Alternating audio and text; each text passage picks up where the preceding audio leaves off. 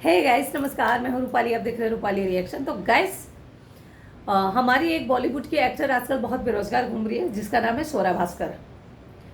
स्वरा दीदी वैसे तो भाई मैं आपको ये नहीं बता सकती कि उन्होंने कौन सी सुपरहिट मूवी दी थी, क्योंकि उन्होंने अपने दम पे कोई मूवी हिट नहीं की है।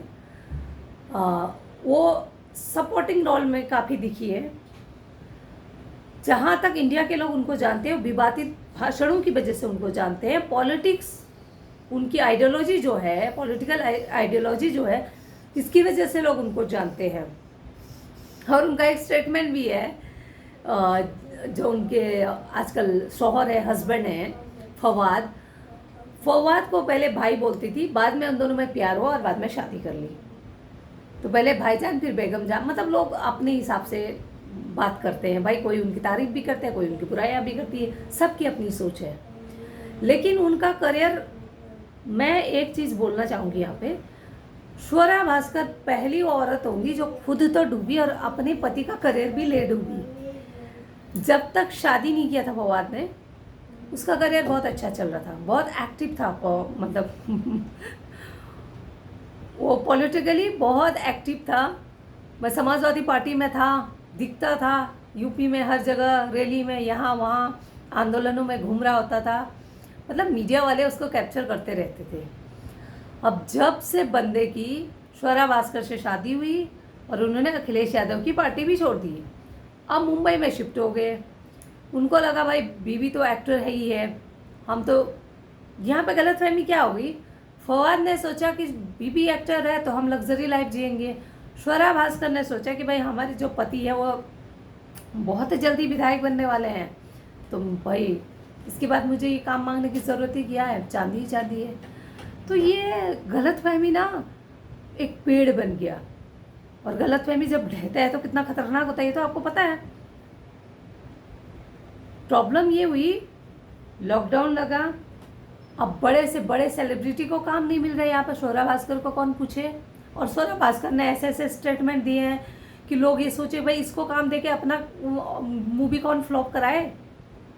अब स्वरा भास्कर को कोई काम नहीं दे रहा है।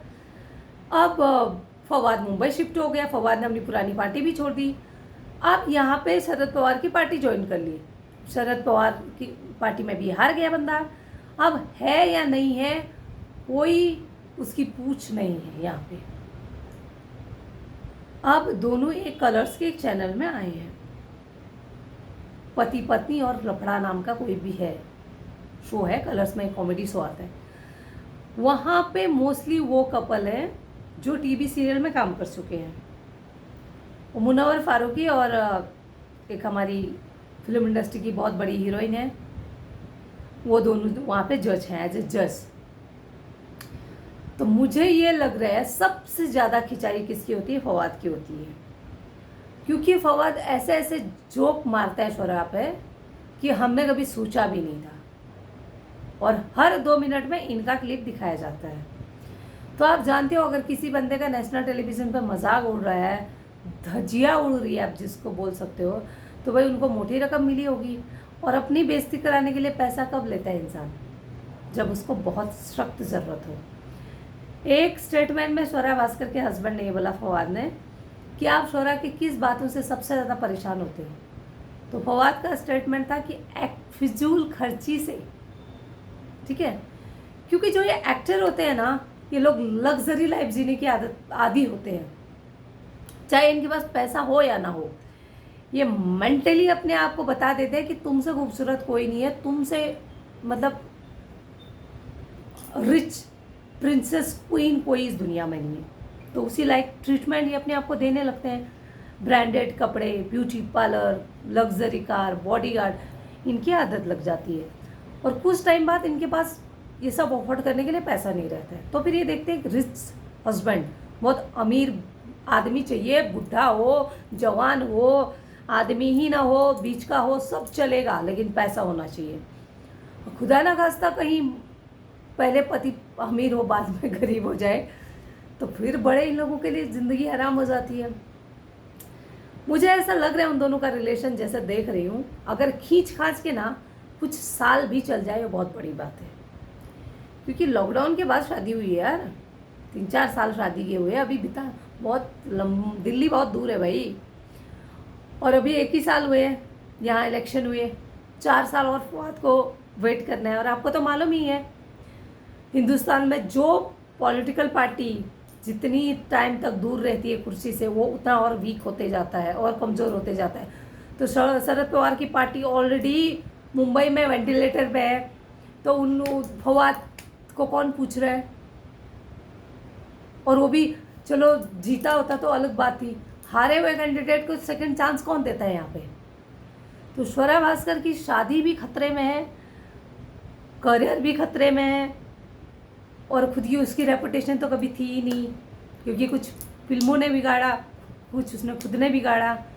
तो भाई ये हाल है। एक क्यूट सी जो एक्टर बनने आई थी, जो अपने आप को बहुत वोकल समझती थी, पॉलिटिकली उसका एजेंडा बहुत डिफरेंट था, अपने आप को बहुत लिबरल मानती थी, उसका हाल ये हो गया धोबी का कुत्ता, ना घर का ना घाट का वाला।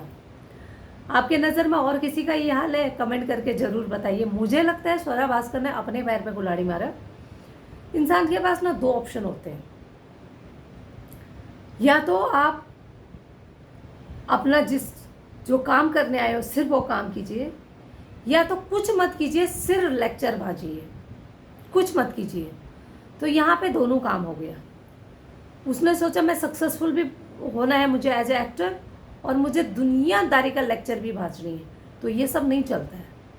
जो कामयाब लोग होते हैं ना, वो दिन रात झोंक देते हैं अपने आप को, सिर्फ काम पे फोकस करते हैं।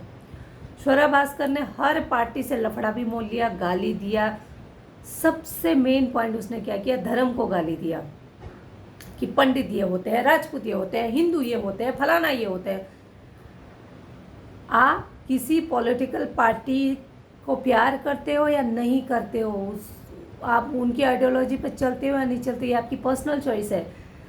अगर आपने जिस दिन किसी धर्म को, किसी राजनेता को मतलब गाली दे दिया या सीधे सीधे ट्रोल किया, उस दिन किसी भी एक्टर की ज़िंदगी ख़त्म हो जाती है। मैं आपको लिख के देती हूँ, अगर आपको यकीन ना हो तो आप प्लीज़ हिस्ट्री चेक कर लेना। और कोई ऐसे एक्टर है आपके नज़र में, प्लीज़ कमेंट करके बताइए। शेयर कीजिए, सब्सक्राइब कीजिए। आपको ये जानकारी कैसे लगी प्लीज़ कमेंट करके ज़रूर बताइए। Thank you so much guys.